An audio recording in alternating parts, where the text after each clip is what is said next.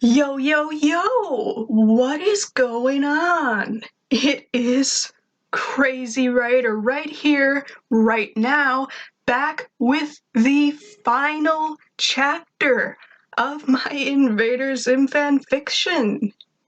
We've at last made it all the way here. Almost 2 years. And here we are. So, if you want to find out what exactly is in store for the future of this channel, then stick around to the end of the video. Until then, you may, for the last time, sit back, relax, and enjoy it all right here, right now. Chapter 45. Finally. 10 years later. There was a beep, followed by a crackle, and Gaz's voice over the intercom. "Dinner's ready, everyone." I stopped giving my 4-year-old daughter her tongue bath and nudged her towards her clothes. She was the only one of my children that still accepted my method of cleaning. Overall, she was the most like me in every way. Luna, the youngest of my 4 children, behaved almost completely like a wolf. She walked on all fours. She preferred barks, growls, and howls over actually speaking. She had my red hair and ashy lavender eyes. I can't say how truly relieved I am that she looks like me. I'm not sure how I would have explained it if she had come out with her father's bright blue eyes, or any of his other major features. Though it could be argued she has his nose, but his nose is so similar to mine it's hard to tell for sure. Like I said before, Alpha Blue Bones was, is, and will continue to be beyond exceptional. I helped my pup slip on her clothes, and we went to the tunnel that connected our house to the membrane house that sat on the very spot my old foster house once sat. At the tunnel, we met my mate and oldest child. I gave Zim and Zim Jr., or ZJ, a kiss on the cheek each. ZJ wiped his cheek. "Mom, quit with that weak earthling stuff." "Don't talk back to your mother, ZJ," Zim told him as we walked through the tunnel. ZJ was the first pup that Dib gave to us. He was 9 years old and spent the most time with his Urkin father. It was no secret that Zim wanted him to be the heir to the Empire. He was the most educated about Urkin life and most interested in being the perfect Urkin. He had black hair from his human father, but it was actually pretty similar to Zim's old human disguise. His eyes were like a dark version of my own, that wasn't unlike the blue that Zim's old contacts had been. We opened the door into the back room of the membrane lab in the basement. We entered the lab to see my 3rd child and first daughter with her grandfather. "Grandpa, Miyuki!" ZJ shouted at them. "Didn't you hear Gaz, human? Dinner's ready and she doesn't like it when we're late." He even sounded like his namesake. I know, Professor Membrane defended and then rubbed Miyuki's head. "Yuki and I were just finishing up our experiment. Isn't that right, sweetheart?" "Yes, Grandpa," Miyuki chimed cheerfully. My 6-year-old daughter spent the most time with the professor and her Aunt Gaz. She could be found either in the lab with her grandfather or playing video games with Gaz. I'd say she was, of my children, the closest to a normal human, with her black hair in a little ponytail and strands in her face. Her eyes were the golden brown of her human father's family. Her skin was fair like cotton, and she wore a little white lab coat over a pink t-shirt with a skull wearing a bow. "Come on then, all of you," I told my family as we headed up the basement stairs to the house. In the kitchen, we found Gaz and Gur already sitting at the table full of food. "Everything smells delicious, daughter," Membrane said to Gaz as he took his seat 2 chairs away from her. Miyuki took her seat between Grandpa and Gaz, who had Gur on the other side of her. I sat between my mate and youngest daughter, with CJ on Zim's other side, and Gur on his other side. Finally, Dib and my second son and child descended the stairs excitedly. "Sorry we're late, everyone," Dib apologized. "We thought our cameras picked something up in the woods, but it was just a fox."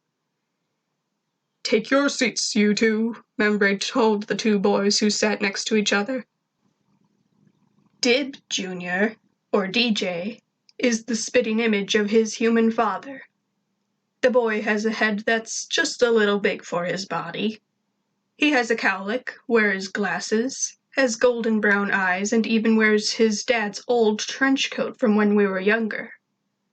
Under the coat he wears a t-shirt with a green alien face. I'd say my 7-year-old was more obsessed with the paranormal than his father ever was. They spend all their time together, looking for ghosts and other potential aliens that might be worse than the Irken we all live with. I do love all my children with all my heart, but I am the closest with my little Luna. Zim had finished my pack shortly after ZJ was conceived, but didn't install it on me until after his birth. All 4 of my offspring wear a pack of their own. ZJ started reaching for his food, but I slapped his hand away. "Ow, Mom!" "Not until we thank Wolf Mother Goddess," I reminded my son. ZJ rolled his eyes and growled. "Do we have to every time?" Luna barked across the table at her brother, warning him to shut up and do as he's told. She was so much like both of her parents. "That's a good girl." I rubbed my daughter's head before we all took hands. "DJ, would you do the honors tonight?" "Yes, Mother." My son nodded. "Wolf Mother, we thank you for letting us enjoy this meal and for watching over all of us. We hope that you will keep each of us safe and healthy for many years to come. None of us would be here today if it weren't for you, so keep up the good work." A couple of us chuckled at my son's words. "You alone are able to watch over the entire empire that our family rules over, so we ask that you make sure everything is going smoothly," my boy continued. "Keep everyone in line and keep out any invaders." DJ ended the prayer, but I had to remind him of something. "DJ, aren't you forgetting something?" "Oh yeah." He quickly went back into prayer position. "And wherever Miss Gretchen is, we ask that you keep her safe." With that, everyone began digging into our meals. Gretchen had caught a disease shortly after the announcement of my pregnancy with CJ. It was a disease that neither Membrane nor Zim could find a cure for. The disease caused her to leave us. We went out to look for her in her little shack, and she wasn't there. And we haven't seen her since. Although I received a howl that told me she was dead, which meant I was the only one here who knew of her true fate. To everyone else at this table, she's just missing. It didn't take a genius to figure out that it was the disease that had killed her, especially since the howl told me she was hanging by her neck when she was found dead. The disease and its method of killing its victims has become horrifically high among the humans of Earth since the takeover. Despite this, I couldn't bear to tell the rest of the family what had happened to her. so I continue to let them believe she is living some different life somewhere. With her death, Zim, Dib, and I were the only ones from our class that were still alive. Okay, I want to make it absolutely clear. Gretchen didn't commit to die over a boy. Like, she didn't do it because Dib slept with Liz. She did it because of Liz's betrayal. Because Liz, knows all about her and her secrets and everything, and she went and did this thing with Dib anyway. And so Gretchen, was betrayed by all that, and so that's what made her do that. Like, if Dib had, done it with another girl who doesn't know Gretchen that well, like, that would have been painful for Gretchen, but she would have been able to live with it. But because it was Liz, it's like that kind of ended it with her. So that's what that is. Okay, so moving on. So, how was everyone's day? Membrane asked the table. It was great, Grandpa, DJ said excitedly. Human Dad taught me how to fix a mega telescope with nothing but a paper clip and a piece of string. Ha! That's nothing. CJ laughed at his brother. Irk and Dad taught me that when I was Luna's age. Ha! Zim laughed. Look who's the better father, Dib Human. At least my son can actually look up at me, literally, because I'm tall, Dib mocked. Ah! Zim growled back. They're all both of our children, Dib stink. Are they? And Luna still looks up to me. Luna walks around on all fours. She looks up at everyone, Dib countered. Including me. Plus Miyuki is still 3 inches shorter than I am. Zim gestured across the table to our oldest daughter. Yeah, how much longer is that gonna last? Dib rolled his eyes. I sighed. Just once I'd like all of us to have dinner together without a fight breaking out. Luna whimpered in agreement. Miyuki and Membrane both nodded. The table went quiet for a second until I broke it. I received a howl from about the Burros Muertoses today, I announced. Gaz looked up from her plate, which was a rare thing for her to do. All 3 of the Burros Muertoses had escaped from the school prison just before Luna was born. Well, go on. Gaz egged me to continue. It seems they have been found living in Mexico. And Julien has a message for you, Gaz, I told everyone. Gaz darted her eyes around the room and then back at me. I'm listening. He says to meet him at the old El Paso Dance Club on Invasion Day. Gaz shot up from her seat, her eyes wide. But that's tomorrow! Why didn't you tell me sooner, she-wolf? Zim, I'm taking your spacecraft. But you can't. Zim began to argue, but Gaz was already out the door. Dib and DJ laughed, while Membrane and I both shook our heads in that parental way. I looked around the room at my current family, proud of where I was compared to where I began. A girl who had no human history, had no human culture or language, was now the almighty alpha of the entire planet and beyond. Until I was 6, I was a wolf in every way. Then for another 5 years I kept being told that I was human. Then Zim came along, and maybe I wanted to be amongst the Urkins. For the longest time I didn't know exactly what I was. Wolf, human, Urkin. I didn't know what to call myself with complete honesty.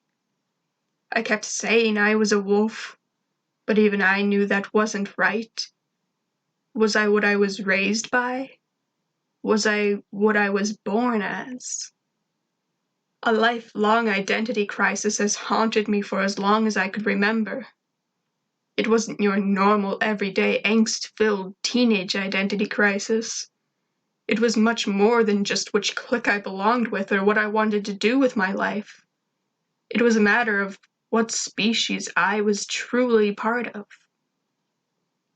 As I looked at all the faces sitting at this table, I saw 2 scientists, a robot, a future emperor, a defective emperor, a miniature version of myself, and 2 paranormal investigators. Down the street was a pizza-loving gamer, and what was I among all these creatures? After 30 years of living, the answer finally came to me. I was the girl that survived when I shouldn't have. I was the girl that suckled from a wolf. I was the girl that was brought up seeing death every day. I was the girl that an Urkin had fallen in love with. I was the first Earthling to wear a pack. I was the girl that could speak English, Spanish, and Canine. I was the girl that could smell an alien as soon as he walked in the room. There was only one human-like creature on this planet with a nose stronger than mine. Within mere hours of her conception, not only could the creature smell that I was carrying Luna, but he knew that he was her real grandfather. I have been held by the only creature living on this planet that was not born on this planet. I have been held by one of the smartest creatures on this planet, and I have been held by the absolute strongest creature on this planet. I was the mother of 4 children I never thought I'd have. That's who I was. I was the mother and alpha female of this pack, not just to my pups, but to the entire world. It was my job to protect the world like a mother protects her young, like an alpha protects their pack. Wolf, human, Urkin, it didn't matter when I was the mother and alpha. I began smiling, and Gur noticed and pointed. Wolfie not Wolfie no more. Everyone raised their eyebrows and looked at me or Gur in confusion. Wolfie alpha mommy now, Gur said happily. The end.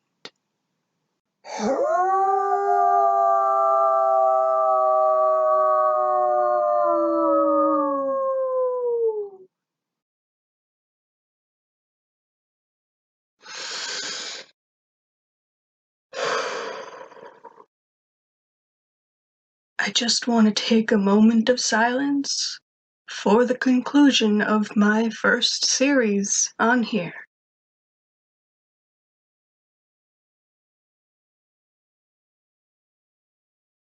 All right. So, future endeavors. Of course, I'm telling you what I know as of uploading this video in March of 2022.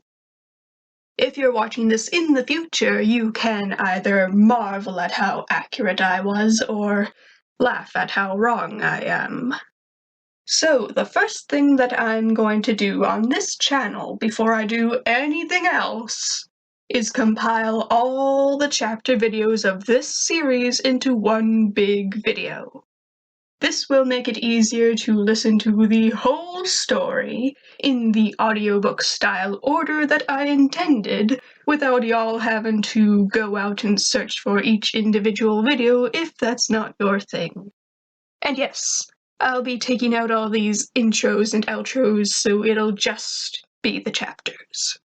That I am hoping to have out in April. After that, I have had an idea for another music video, another AMV, that I've been wanting to do for a long time, so I'm definitely gonna do that. then hopefully that will be out in May. After that, I have a couple individual video projects in mind. They're not super important, and I won't lose sleep if I don't do them. So I have it planned to do them, but don't be surprised if nothing actually comes out between the music video and the next series. If nothing else, it would just be nice to have something come out on the channel during that time. Which brings me to the topic of the next series, which is, of course, my very big, very important total drama fanfic. And no, I'm not going to do what I did with this series and just call it total drama fanfiction the whole time. It will actually have a public title because I don't plan on publishing it in any other form at this point. The only way I'd put out the story in its written form is if the videos were to get taken down, which I don't think will happen because I didn't have any problems with the Invader Zim videos. Because the video formatting will be a bit different, but it's still going to boil down to me reading it. And just like this series, there will be episodes that are basic retellings of the existing episodes with my small changes added in. So like I said, I think as long as I don't go trending, I shouldn't have problems. But I think I'm still going to have to take certain precautions to ensure the series gets to actually be here because I worked and am still working very, very hard on it, and it would suck eggs if it got taken down. Oh yeah, I should probably also tell you why you should even care about a total drama fanfiction series from me. Well, if you're watching this video, then I can only assume that you've gone through and watched this Invader Zim series that this video is concluding. If you have, you will notice a significant improvement in my next series.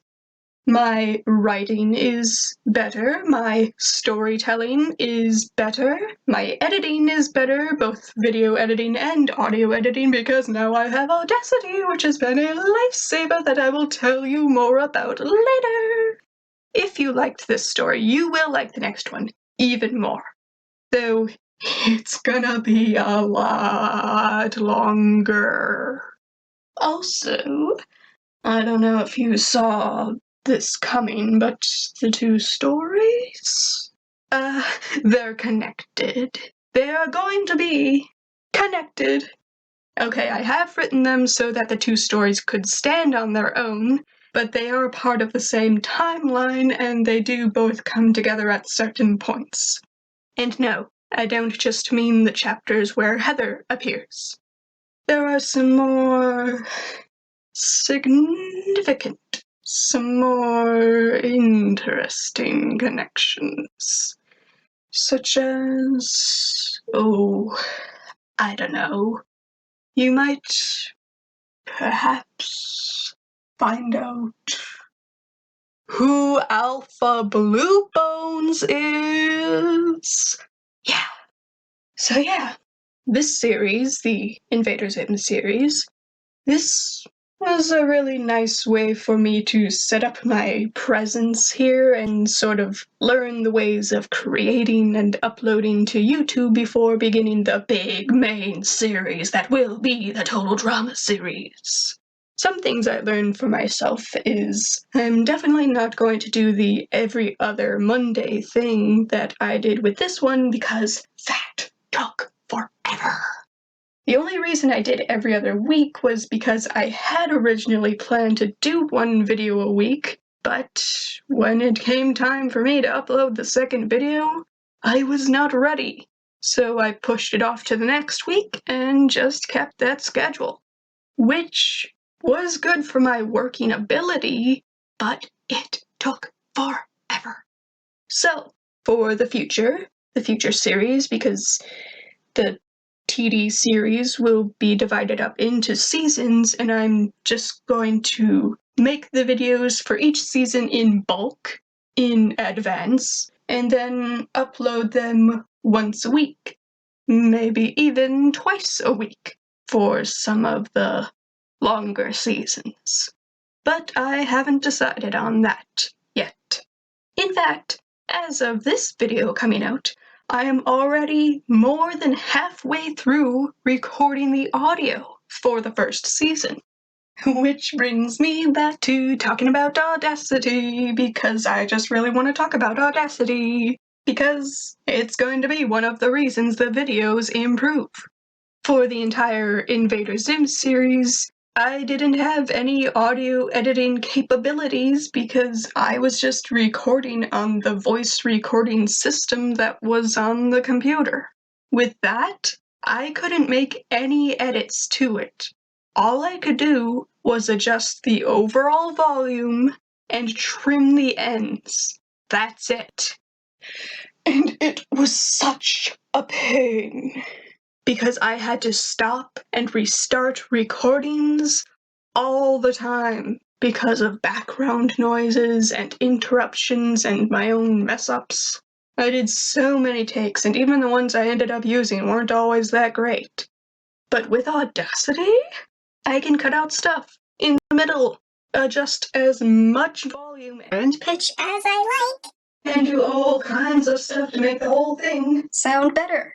I can take little breaks when I need to take a breath and then cut out the pause. I can cut out certain background noises, my awkward little stutters and word stumbles. When I mess up a line, I can just redo it right after and cut out the first take. I mean, it's not perfect, but for a free download, it is such a gift, and I'm so grateful for it. So, not sponsored by Audacity, but would not mind a sponsor by Audacity. And you'd probably like to know when. When is this TD series coming out? Well, that depends on the new Total Drama seasons. I am not deciding on a release date for my Total Drama project until actual Total Drama decides on a release date for their project. Because I do not want to put out my trailer and then they put out their promo the next day, because that would probably not be good for me, and because that's just the kind of luck that I tend to have. So, yeah, just like the rest of y'all, I'm waiting to hear some news. But I'm waiting for it so that I can decide on a release date for my stuff.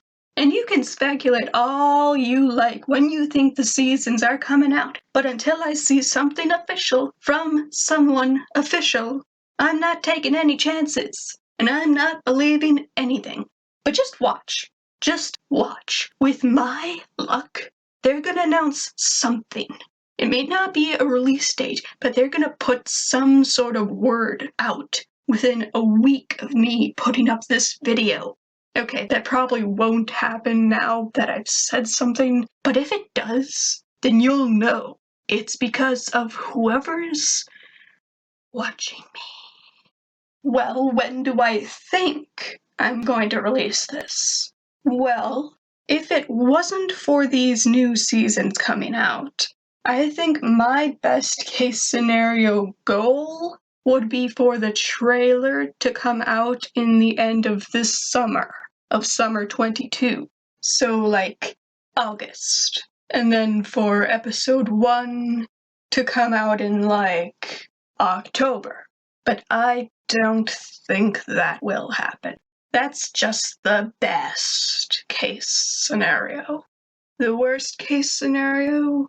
Well, not the worst case scenario. The worst case scenario would be any of the videos getting taken down. The latest case scenario is that I don't get anything out until after the seasons are out, which may be a very long time. what I'm thinking will actually happen, or at least what my realistic goal is, that I get my trailer out near the end of 2022, and episode 1 comes out in the first few months of 2023.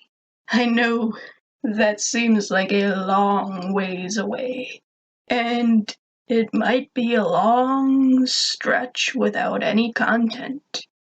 You might forget me, but the one thing that I hope you never forget is to always keep you crazy.